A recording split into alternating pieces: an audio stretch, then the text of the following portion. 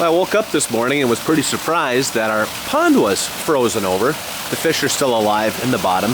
I really think it's pretty. Let's see if I can zoom in here. See all of the icicles that have started to accumulate on the waterfall.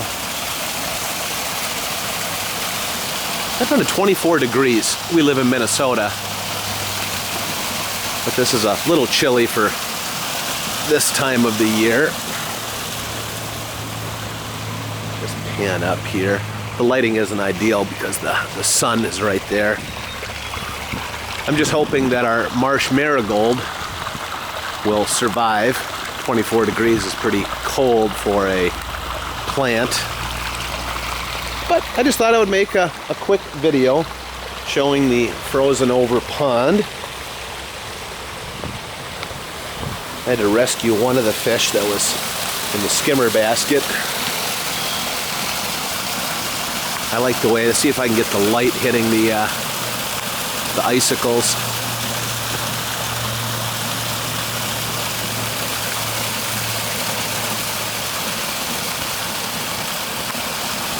I just thought it was cool. Take care.